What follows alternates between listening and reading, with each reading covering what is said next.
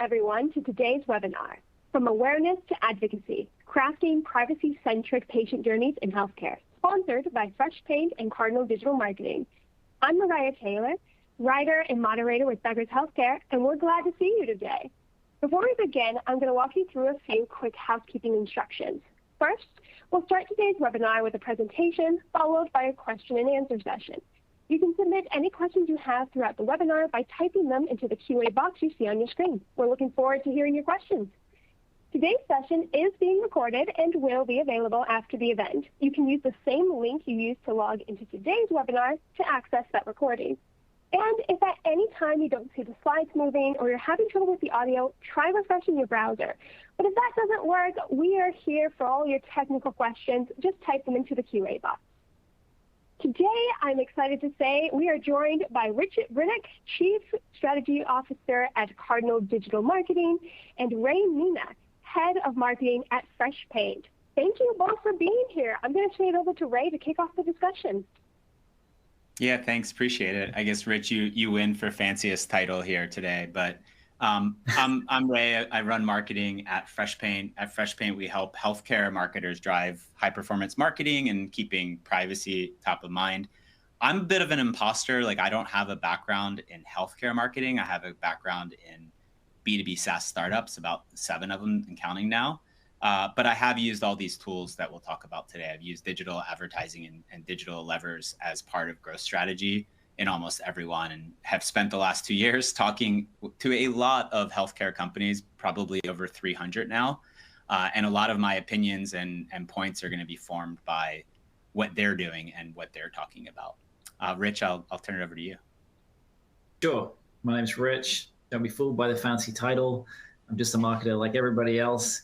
I work at Cardinal Digital Marketing, as you guys are probably already aware. We are an agency based out of Atlanta. We specialize in healthcare marketing, particularly patient acquisition on the direct-to-consumer brand side of healthcare. We've been doing that now for 6-7 years, focusing specifically on healthcare. And obviously our partnership with FreshPaint came about when the HHS dropped their bombshell, and FreshPaint really started to make some waves in the healthcare privacy space. So our focus is to help you guys and help clients drive patient acquisition in the most effective way through digital marketing strategies. And we're going to get into some of that today and how we can leverage technology to do so in a HIPAA-compliant way. So happy to be here. Awesome. So yeah, just to kind of lay the ground for like what we're going to talk about. Rich, I'll start with the kind of left column here. I think there's been a lot about the guidance. We're going to touch on that pretty lightly, but today we really want to focus on, like, this is not going away. This is not brand new news. So how do we just turn it into a strategic opportunity as we think about building world-class, marketing funnels and marketing strategies? We're going to talk about how this has gone way deeper now than just like a Google Analytics tracker and maybe the Metapixel. There's a lot more things that we're using, not just for acquisition, but for access on healthcare websites that are potentially impacted. And then, we're going to propose some frameworks for thinking about, not just from a tooling perspective, but a mental modeling perspective. How do you drive these high performance results while keeping privacy in mind? And we like to think of it as just privacy first marketing. Let's keep doing what we've been doing, but with privacy for patients and consumers as top of our mind.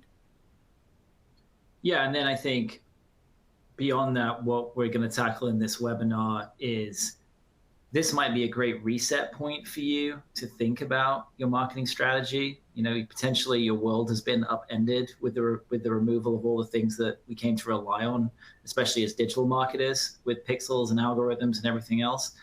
This is a great opportunity to rethink that strategy. What channels should you have in the mix? What should your measurement strategy be? Are you getting the kind of quality signals that you really should be getting to guide your marketing efforts, to understand your ROI, to understand your marginal ROI? If you are going to diversify your mix and go further up the funnel to engage with patients earlier on in their journey, do you have the capabilities to measure that and understand the impact of that? Because it's one thing doing, but it's another thing proving the efficacy of those things that you do. So those are all things that we're going to touch on here. And most importantly, how you can achieve these things whilst doing so in a HIPAA compliant way in a privacy first framework. So excited to get stuck in on this. Yeah, let's get into the good stuff. Rich, do you want to? This is something you and I have been talking a lot about. There's a lot of stages to maturity here.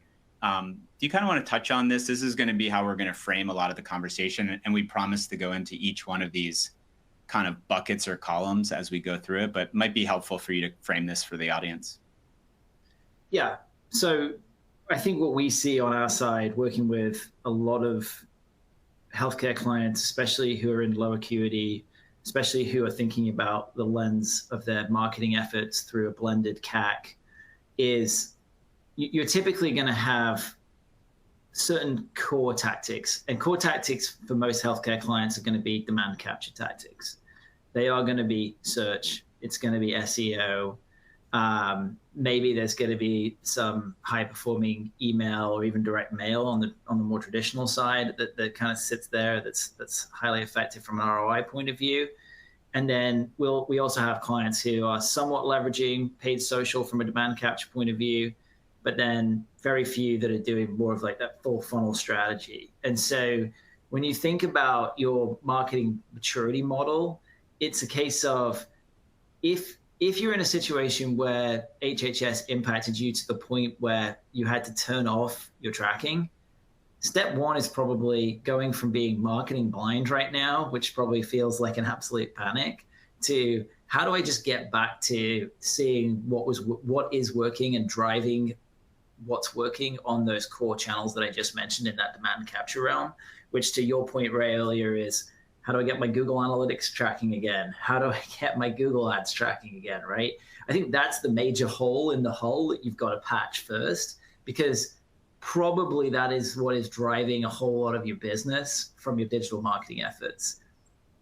Then once you've sort of gone from 1 to 2 and you've got that foundational technology in place, it's step 2 where you can now track the same things that you were tracking before on your demand capture efforts. Then it's how do I explore the channel mix to go beyond just spending $10 out of $10 or 9 out of $10 in the bottom of the funnel in demand capture, right? How do I start to think about where should I be going upstream? How should I be prospecting? If I ran a campaign that was a video campaign targeted at engaging a niche audience, which I know has an incredibly high LTV and is going to provide a ton of ROI, which dollars should I take from my demand capture efforts to fund that, right? Which dollars in my demand capture have the lowest marginal ROI, which I can reinvest in these other tactics to potentially drive higher total ROI from my new marketing mix? So I think that's where we're going to start to shift the conversation today. But obviously, as you diversify your channel mix, you're going to have more MarTech to track that stuff in a HIPAA compliant way. And then the other thing that I really want to touch on, which we'll touch on briefly, is, are we even tracking the right things? Are we even tracking the most optimal things? Like, it's great that we get form and call tracking re-enabled, but what are you actually using as the KPI to drive the business? Is it forms of calls? Probably more likely it's appointments booked. And then even beyond that, it's probably kept appointments or actual production revenue that's been driven from those appointments. Maybe it's even looking at LTV. So how do we start to actually get some of those business signals to influence and measure the marketing mix and the effectiveness of that mix? And so that's going to be, steps 3 and steps 4. And then lastly, even beyond just the measurement and mix, talking about some fun stuff that is just all over the place right now in terms of things like AI enablement, media mix modeling I've mentioned, but like MTA. So there's a lot of, and closed loop, there's a lot of opportunities to go even further in stage 4 of future state of marketing, right? I think that's why we as marketers love marketing, because it's always changing, sometimes for the better, sometimes for the worse. But this is exactly how we're going to guide this conversation today and the framework that we're looking through. Yeah, and I think the important point to call out right now is as we get in, we're going to just touch briefly on the marketing blind. I just came from HMPS, where a lot of folks are not necessarily marketing blind across the board, but in critical parts of their stack, they're actually like running ad campaigns without any data or without the appropriate data. And I think this HHS bombshell, that's not a bombshell anymore, it's been laying on the ground for quite some time. It puts you in a position between like not having high performance marketing because you don't have the right data set, or sharing too much data with certain tools, and basically getting into a world where you run a lot of risk. And if you follow the news at all, if you subscribe to any of the channels that are out there, you've seen some of the news that came out recently. So there have been like countless number of class action lawsuits where lawyers are out there scanning sites and just seeing if you have the metapixel, and then trying to open a class action lawsuit, all the way to regulators like the FTC weighing in and not only fining in the millions, tens of millions of dollars, but even banning some healthcare providers from even using the advertising tools that we're going to talk about today. So this is part of like this conversation today is, okay, like we got to do both. How are we going to use this moment strategically to get to both? And I think, there's a lot that we could go over today, but the number one thing as you think about pretty much every, outside of direct mail, like pretty much every kind of tactic that you would use in a digital marketing environment, it's going to rely on data to fuel those platforms. Like we do not live in a world, Rich and I probably started in that world where you manually bid for clicks, in certain platforms. That is not the world today. It's all using machine learning. It's all relying on data to do its job. And the conundrum that's presented is that HHS is literally calling out that the tracking technologies that you load on your website to support those tools, those are going to share potentially PHI with a whole host of destinations that will not sign the BAA or the legal framework to protect you. So the thing that is universal is, if you have these trackers on your website and they're pointing to tools where you do not have a BAA, you need to start having conversations with your legal team, because those are potentially putting you at risk for everything under the sun, regulators, class action lawsuits, you name it. So that's kind of what we wanted to touch on the marketing blind standpoint. Again, I was at HMPS, people did surveys in these panels, and people were all over the place in the response. I've removed everything. I'm not doing anything about it yet.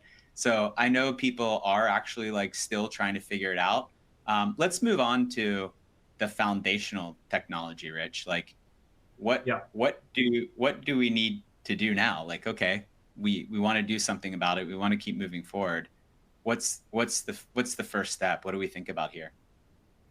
Yeah, I mean, I think, again, as we were talking about when we previously showed this slide, thinking about prioritizing re-enabling your marketing stack in terms of getting it functioning to its most optimal levels. And again, not for all healthcare clients, big health systems, slightly different dynamic in terms of their media mix. But for a lot of health platforms, a lot of multi-location health platforms, a lot of direct-to-consumer health platforms, or platforms on the more e-com side, probably the majority of where their investment has been in search.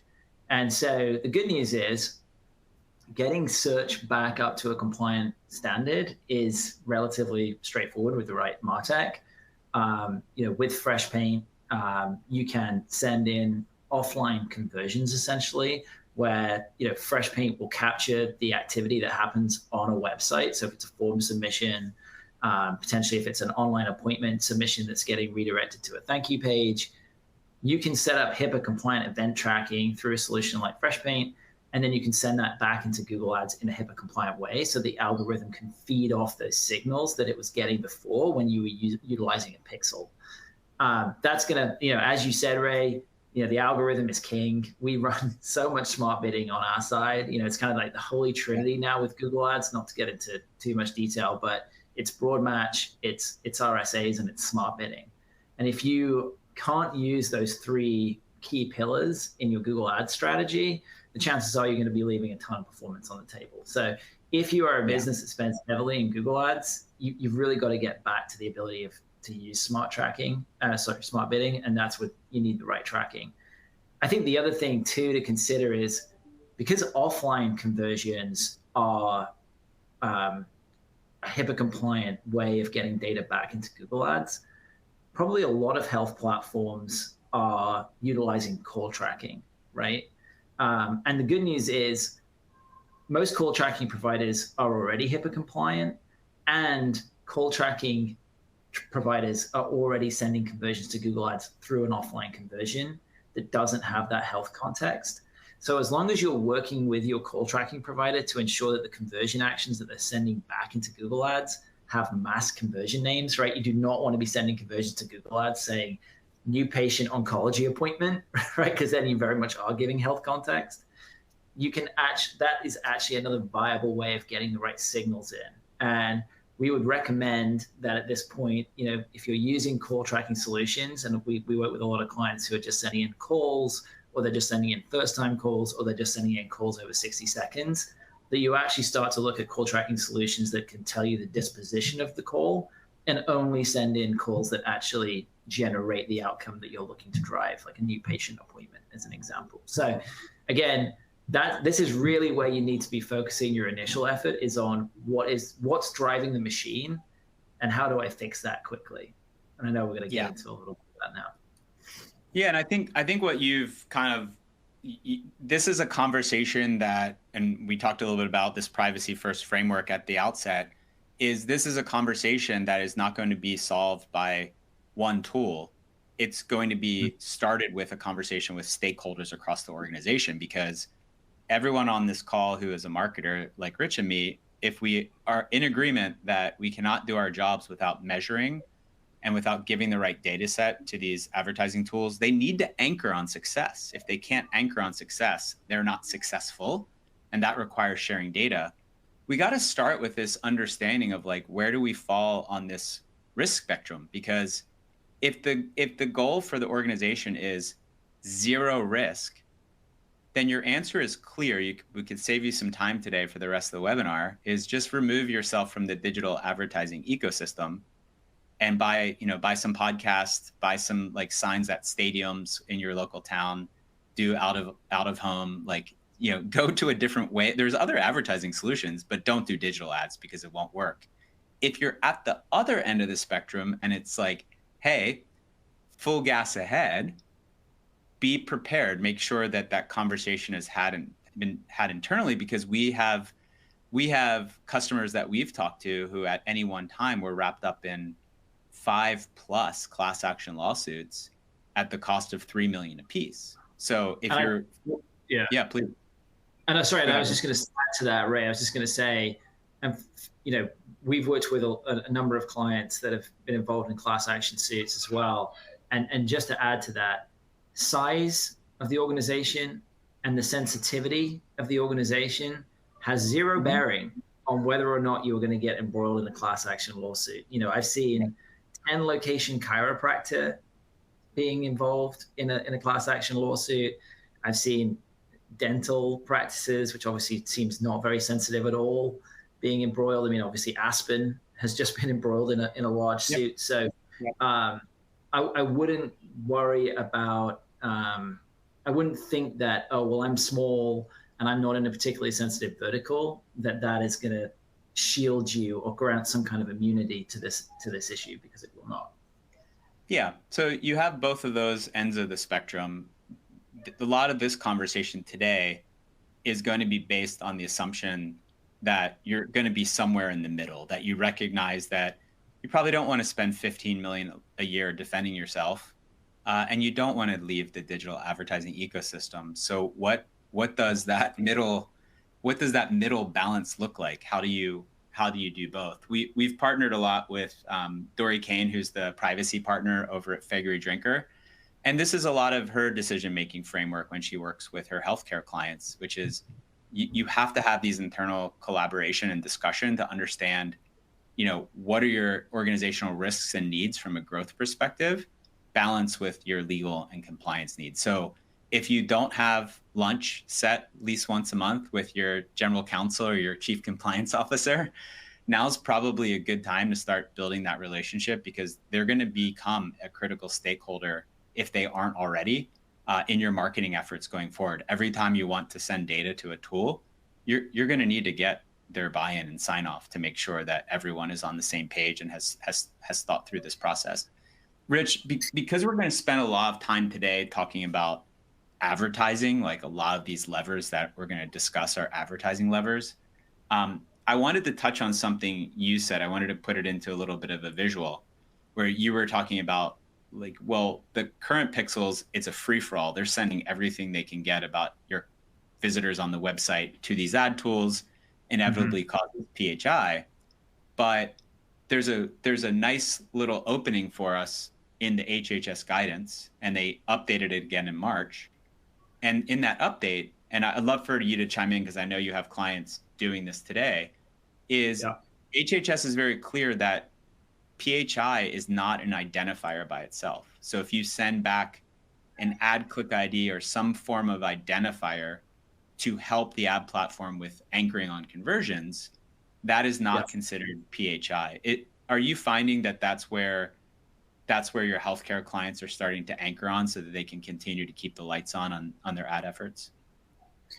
Yeah, absolutely. I think this is the way that we think about it is if you are somewhere in that middle three groupings that you showed on the last slide or on slide 8, then the most conservative approach is to just send back offline conversions in a masked way. So again, we're just saying action A. We're not saying what that action is, or we have some kind of unique identifier for that conversion type using an ad identifier like a Google Click ID or a Facebook Click ID, right? And so all they're receiving is this device ID was exposed to an ad. That's what they know, right? Because they can tie the device to the ad ID, and then they did something, but we don't know what they did, right? So there's no health context that's being passed. It's just something happened after they clicked this ad. And because that's something that happened, could be they visited the website, that's so broad that HHS doesn't perceive that you're actually giving them any health context by just sending that. That's right. I think the role then of the marketer, and what we've seen success in with some joint clients and some other clients that we work with, is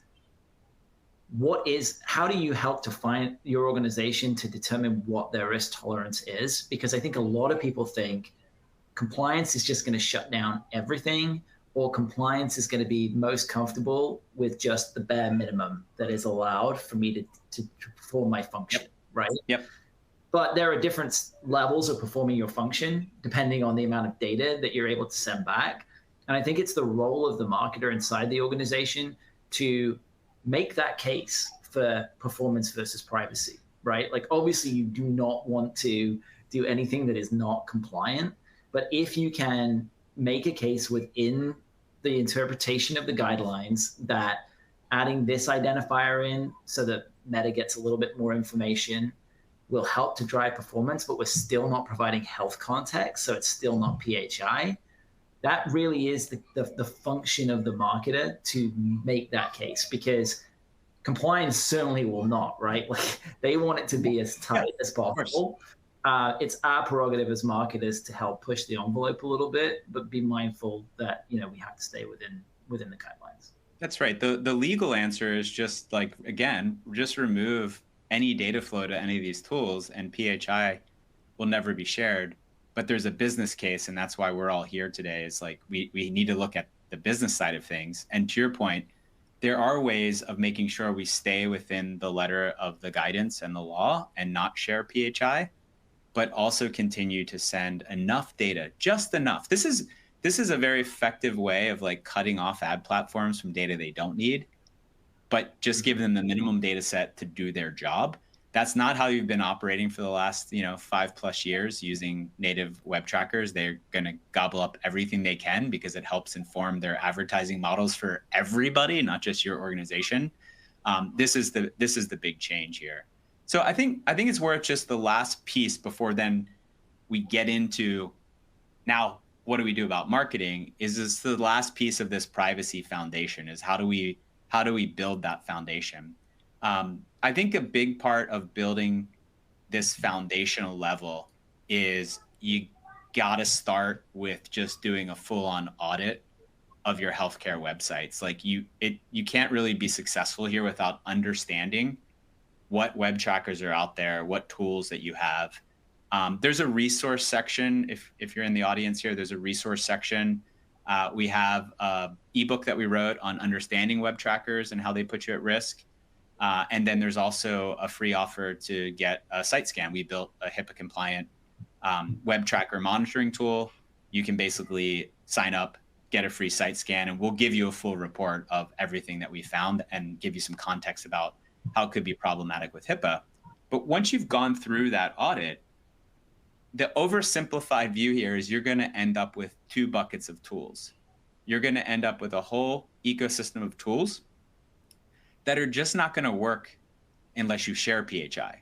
One simple example, I was talking to someone at HIMSS, they have a whole team that builds journeys in Salesforce Marketing Cloud to meet visitors and patients in the right place at the right moment. Well, you have to have an email and a name to send them an email. And then if you're trying to reach them in the right moment, you have to have some context about their health journey. That's PHI. So you're going to need to get tools that will sign BAAs, or you're going to need to put BAs in place with the tools that you have. On the other side of the equation, you're going to be faced with a growing list of tools. It's obviously the ad stuff we'll talk about today. It's analytics. It's a lot of experiential tools, like tools that help generate access to healthcare, like embedded maps and embedded video.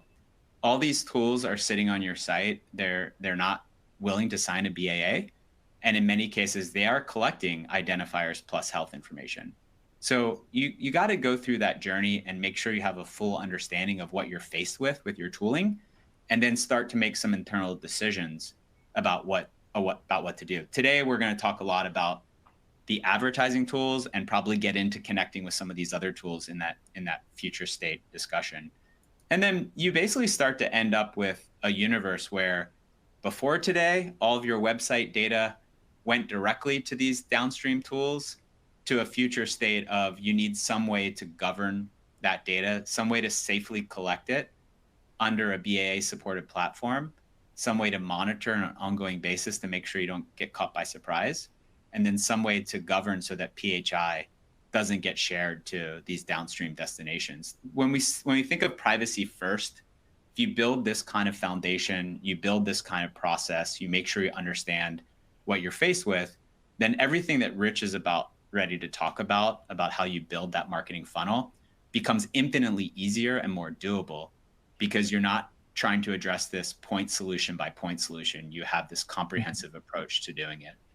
Rich, anything you would add there before we just get right into the good part, which is like, how do you build the marketing engine on top of it? No, I mean, I think you explained it really well. I mean, obviously, having a solution like this that is scalable to other channels is a massive benefit, right? Rather than having to build, you could go out and you could build custom solutions for these channels, for some of them, right? Not all of them. Sure. But imagine how difficult that would be to then scale. Like, you want to run a $20,000 test on a DSP to see if programmatic display actually helps to, have a holistic lift on your patient acquisition. Well, that's not very appealing if you have to do $20,000 worth of dev work just to get that $20,000 test in market, right? So yes. You're probably never going to do that, and it's going to be self-limiting. So I think having the ability to scale into additional channels with a solution like this is incredibly powerful for marketers. And the other thing that I was going to add, is just because HHS dropped this bombshell on us, user behavior hasn't changed, right? So people are still going to Google to start their health journeys. People are still spending an inordinate amount of time on social media where you can reach them in an effective way to guide them through their health journeys. So we have to be able to get back onto those channels and engage with those patient populations despite the privacy concerns and the privacy issues. Otherwise, we're just going to miss those folks, and somebody else is going to be engaging with them. Yeah, who has got to figure it out. So Rich, let's jump over, now that we have our privacy foundation, we have our understanding of like how to build stakeholders internally, let's get into the advertising part. Yeah, I won't spend a huge amount of time on this slide other than to say that measurement is so important as you guys start to think about diversifying your media mix. if you're spending $9 out of $10 on search or $10 out of $10 on search, it's pretty easy to show the return, right? If you're spending, 20% of your digital on native, 10% on display, 5% on OTT, social's getting 20%, search is getting 40%, right? Then that the math starts to get way more complicated, right? What's influencing what? How are these channels impacting each other? How are they impacting organic and direct and these other pieces that maybe you're not even touching with buying media? So it's crucial to have the right measurement framework. We like to think about holistic measurement. So thinking about activity and obviously something with FreshPaint as well that's great is that you're using the same tracker despite the channel, right? In the old world, you had a pixel for StackAdapt, a pixel for Google Ads, a pixel for Facebook. I think what a CDP or a privacy platform allows you to do is have the same pixel for all of those channels and to be sending the same data back to all of those channels. So you really are more comparing apples to apples, and that helps to evaluate the effectiveness of these pieces inside of the mix that before was more difficult because they all had different attribution windows, they all had different measuring approaches. So even decoupling that was a challenge. But the point is, make sure that you're getting the right data before you start, because you are going to be asked, well, how do I know if it's working? How do I know if this is driving the business? How do I know if diversifying my mix is the right decision? We work with clients all the time where they think rightly that they should be spending more upper funnel. But the problem is when they go to their C-suite and say, I need investment for this, C-suite says, well, what's it going to drive, right? And so I think you have to be able to, you can't explain that to people beforehand. And there are some cool tools on the market, and we'll talk about this in stage 4. There are some cool media mix modeling tools that are looking at aggregated data that can somewhat predict what adding a new channel into the mix is going to do. But in reality, it's a test and learn approach. We're going to try testing, $20,000 on programmatic display, and we're going to see what the impact is on our overall revenue if we try and keep all of the variables the same. That's the mindset that we need to go into this approach with. But obviously having the ability to measure that and report back on that to those stakeholders is crucial before you start down this path, because otherwise you're going to have a whole lot more questions at the end of the day. Yeah, and the only thing, because how I feel when you say CDP around me, I just want to call out that CDP is a great promise to make for healthcare because it does some of what Rich said, but tread very carefully, because Rich also said a few minutes ago about dev resources. Like if you have a massive dev team, there's a lot of tools you could utilize, but be prepared you're going to spend hundreds of thousands of dollars to support some of these. CDP is built for engineers. It's meant to buy it and then customize it and build it. So if you're looking at each other and you don't have a big dev team, just tread very carefully there. You need to think about specific solutions for healthcare if you don't have the dev resources in place. I know, Rich, we want to get into full funnel marketing, so let's do it. Yeah. So we really started adopting full funnel marketing a couple of years ago, when, especially in some of the verticals that we advertise in healthcare, we realized that the competition at the bottom of the funnel is immense. You look at the behavioral health space, especially during COVID and before HHS dropped the regulatory bombshell. Some of the advertisers in the behavioral health world, BetterHelp, Talkspace, these guys have huge budgets, and they are absolutely flooding the bottom of the funnel. And so trying to stand out, especially if you're a more niche provider that has a ICP that is not just a general audience, you have to go beyond search to tell your story, to differentiate yourself, to position yourself as how you are different. I hate to say better, right? Because the human brain can't detect better, but they do understand different. Sure. How you're different from all these giant, the 800-pound gorillas in these spaces. And the only way to do that is to go up the funnel and engage early on, right? I mean, yes, you've got to have a great landing page. Yes, you've got to have a great website. You've got to convey your value props. You've got to convey your positioning. Yeah. All those things are true, right? And as marketers, we know that. Important too. Yeah, exactly. All that is very important. But you also have to go up the funnel and start, and especially in, I'll talk about behavioral health because I think it's the most relevant and it's one where we have a great shared client. That's a very emotional decision, right? That is a very emotional driven decision, finding the right therapist. And so you can't really convey that in a paid search ad at the bottom of the funnel. Yes, that's where I have some intent and I'm ready. Yeah. But like we work with a client who, they specialize in team therapy. This is very, very difficult times for the patient or the prospective buyer, which is the parents often of that team. And they want to make an emotional connection with the brand, right? It's more than just, are you close by and can you see me and do you accept my insurance? It's, I need to know that you're that you're going to take care of my child. And so that's where full funnel strategies really come in and allow you to tell much more of a deeper and richer story to your potential prospects. But the question then becomes, well, how do I do that, right? Because I can't target parents who have teen children who have behavioral health challenges, right? That audience doesn't exist in Facebook, and it doesn't even exist in third-party providers, right? You can't even get that audience from, a DMP or a Crossix or anything. Like, yes, you can get, you can get contextual audiences, but you can't get that ICP targeting. So the way that we do it with our clients is essentially we target broad, right? So if we know that we're targeting mothers of teens as an example, that is a native audience that you can reach through paid social.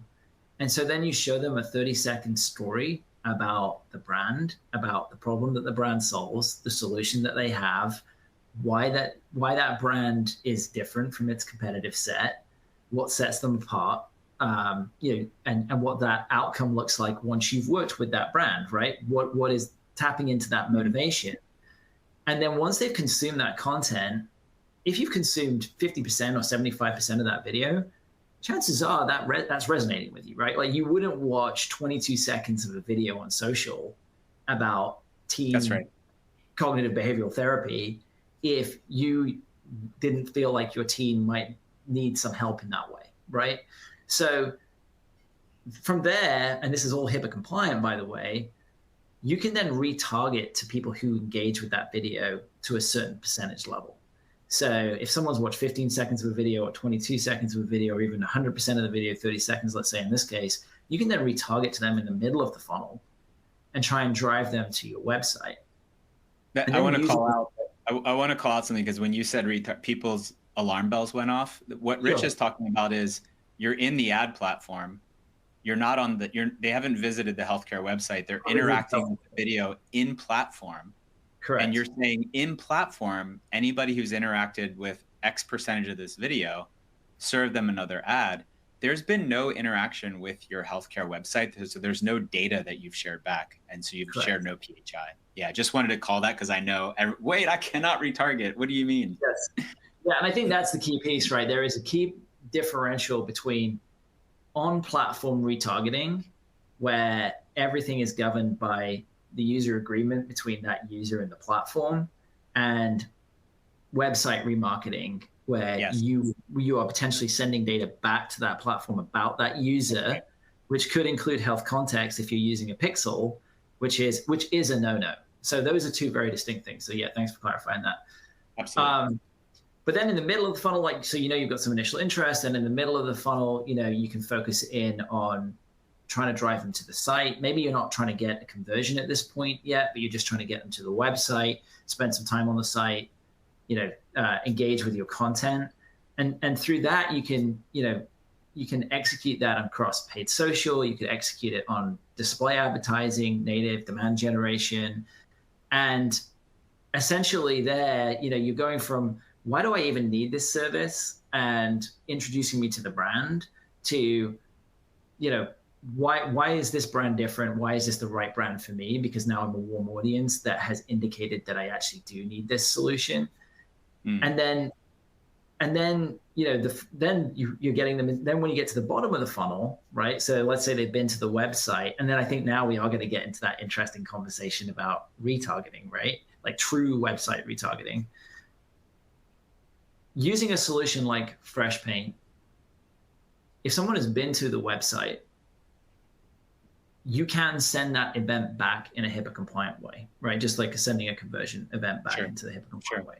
So one of the events that we use is a qualified landing page view. That's someone who's been to a website and either done something on a site that isn't a conversion, or spent a certain amount of time on a site, or viewed a certain number of pages.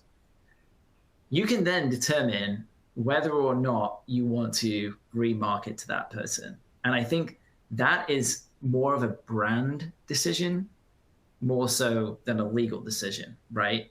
And again, you've got to be careful about what you say and how you talk to that person.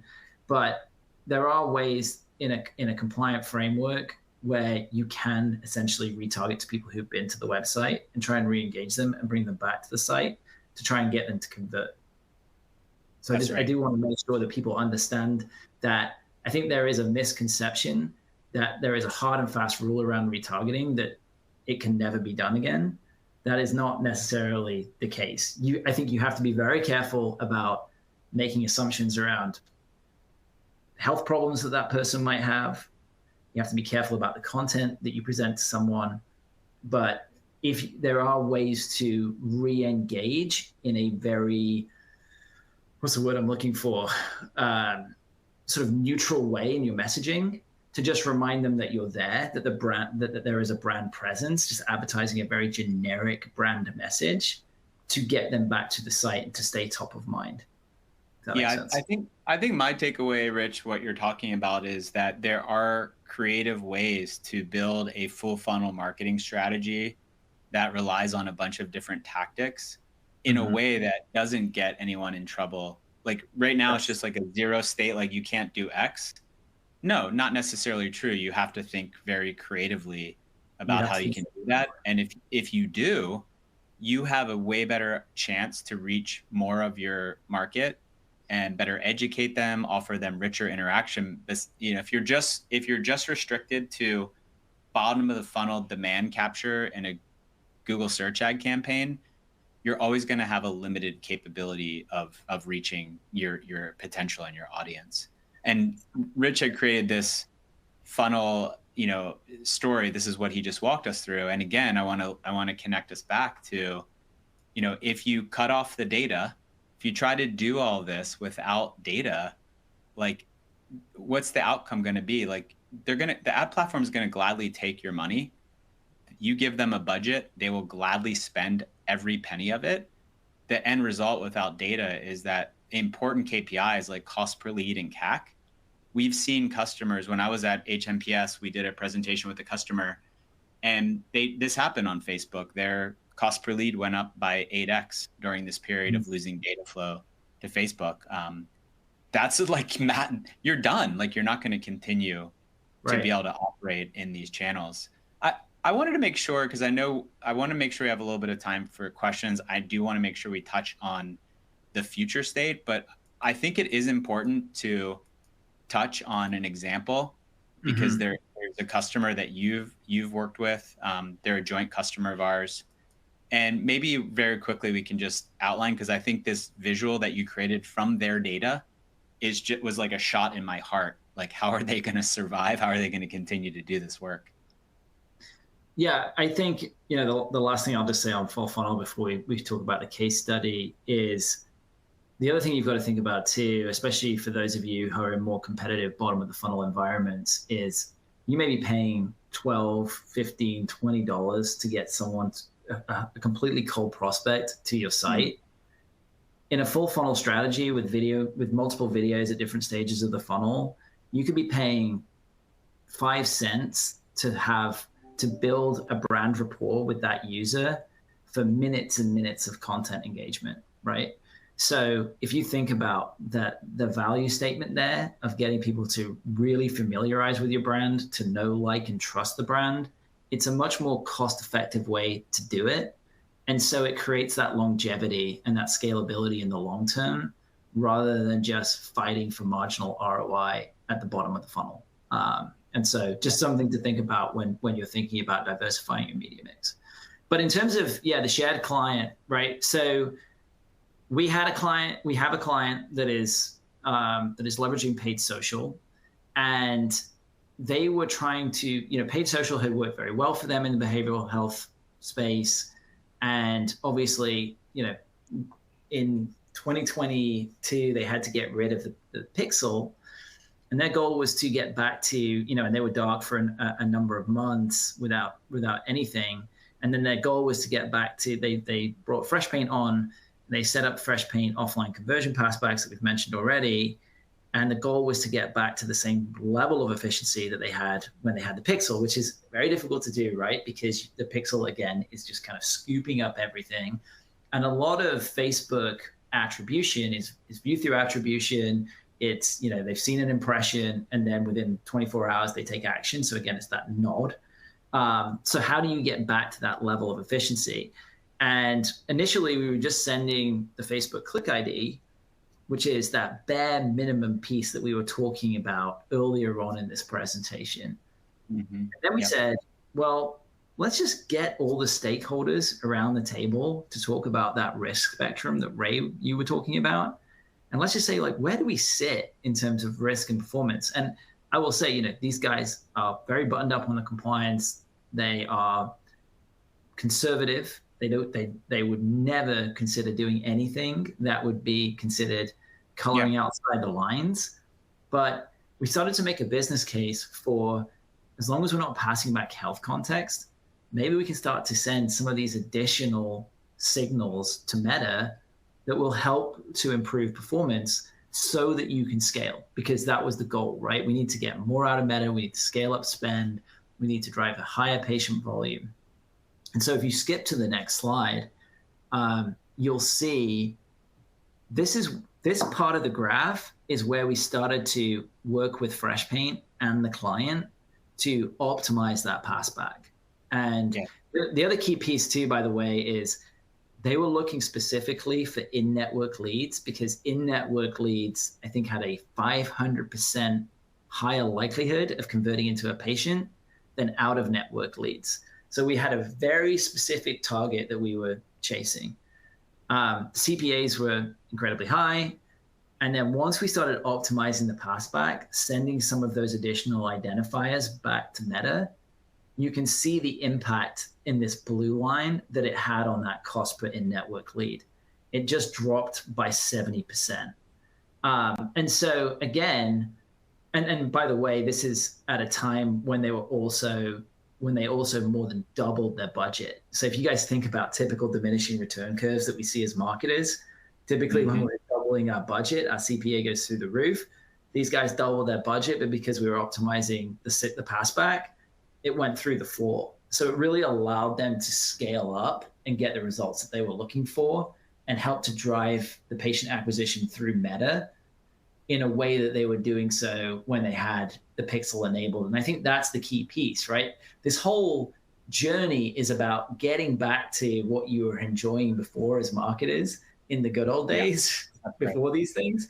And that it doesn't have to be a whole new world where all of the things that we were able to do before have gone.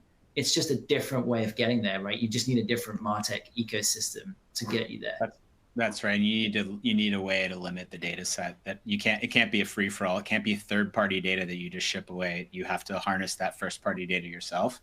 I will say, there's not enough time to go too deep here, but in the resource section, we interviewed Dory from Figure Drinker, and one of the questions we asked her and we talked about was if you view an identifier without health information not being PHI, which is what we're talking about, would you identify more than one identifier as not being PHI? So if you sent an ad click ID and an email, is that PHI? And her answer was absolutely not. Like, if there's no health information associated with those, you can send multiple identifiers. And what Rich is pointing out, yes, ad click ID by itself will work, but if you send multiple identifiers, it improves the match rate in those platforms and you just get better results over time. Rich, I want to make sure we have a few seconds for questions, but let's also just spend 2 minutes talking about future state, because you and I have had a lot of conversations. We have a lot of healthcare customers asking for, you've gotten back to baseline, great KPIs, like the existential crisis is over. So like the primary objective here is the same, like high performance marketing. How do we use this moment strategically to now do even more with our data? What, in the 2 minutes we have, what is the thing that is going to happen that helps healthcare marketers do that in the next, year or so? Yeah, I think the equation is the same, right? Which is, to your point, how do I maximize the return on my marketing efforts? And I think what is exciting in the future and what we're looking at heavily is AI has made things that were only available for Fortune 500 brands more available now to the mass market. So things that we're looking at are specifically around media mix models, right? And AI models allow, it used to be that if you had an MMM solution, you had to have tons of data and you would send it to that MMM solution and they would give you a deck once a year to say, oh, you should spend more on TV or you should buy more radio, right? And then every 6 months, maybe you get a different deck that says, oh, we looked at your data again and maybe you should cut back on radio and buy a bit more digital. Now with AI, you can get these solutions where the models can be changing weekly to help you adjust where you should be putting your dollars. And it's looking at how do I optimize both my ROI, but how do I identify where my marginal ROI is super low? Like, so if I'm looking at just paid search from an ROI point of view, right, Ray? It's like, oh, great, I'm getting 10 to 1. But actually the marginal investment that I'm making there, like if I was going to put the next dollar there, maybe I'm only getting 50 cents back. And actually buying digital out of home, I'm going to get a whole lot more. And maybe I'm going to get $1 back or $2 back. So I think for us, it's about, has always been the case, but now it's just easier to get access to this data is where do I put the next dollar? As your marketing agency, I need to guide you on where to put the next dollar. And it might not be in digital, right? It might be in direct mail. It might be in print. It might be in traditional out of home, right? But you need to have a media mix model that can look at all of these channels and determine that. And so that's a huge opportunity. I think just scale of, if you're working on a small marketing team, also embracing AI for content generation, ad copy, testing, all these things is huge. Yeah. And then another one that is very near and dear to me, which I think is really going to be the next evolution of measurement, which you and I have talked about, because I know you guys are, hopefully this isn't a spoiler, but I know Freshpaint's looking into this, right? Is the closed loop measurement piece, right? I think this is the holy grail for a lot of data-driven marketers is, okay, great. There are solutions out there, platforms out there now where I can track appointments, which is a big step up from where I was in terms of tracking calls and forms. But did that appointment turn up? What was the patient revenue that was driven from that appointment? How do I think about patient revenue? Is it 12-month yearly first yearly contribution? Is it lifetime value? Is it sort of first incident, right? But it helps to align the marketing function and the effectiveness of the marketing function to the way that your leaders think about the business, right? And think about growth. So if we can tie that all together, you can go and say, hey, if you give me an extra, $100,000, I can drive an extra X in revenue for you, right? So I think that is an incredible, and by the way, my prediction is going to be accurate within 98%. So I think that is the future state as marketers that we're all just dying to get to. And so for us, these are the most exciting things that are happening right now. I agree, especially on the closed loop reporting. Because I'm a marketer who anchors on success. Like I don't anchor on the click or even the conversion. I look all the way through to value, like where are my most valuable conversions coming from?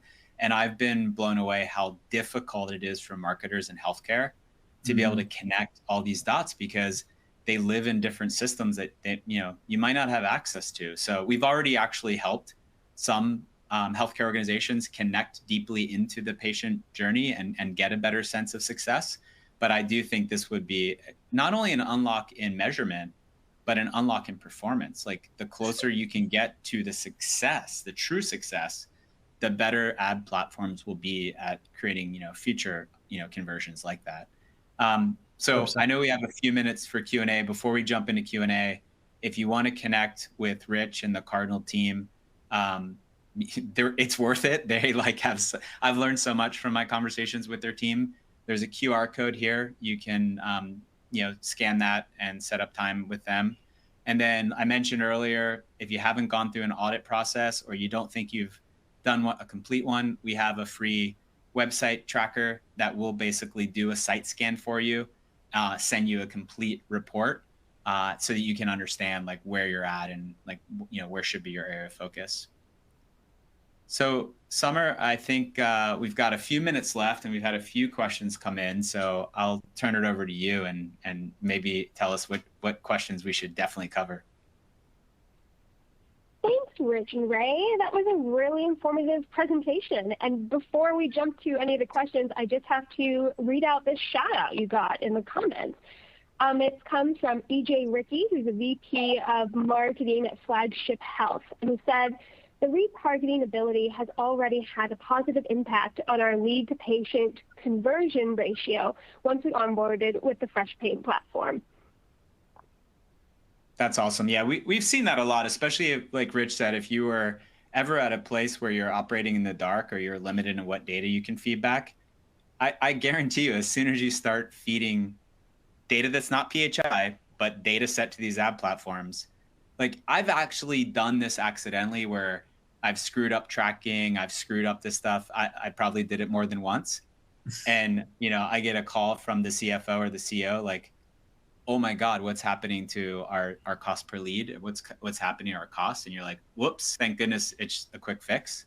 But if it was a permanent problem for me, I would be out of those channels. They just won't work without the data.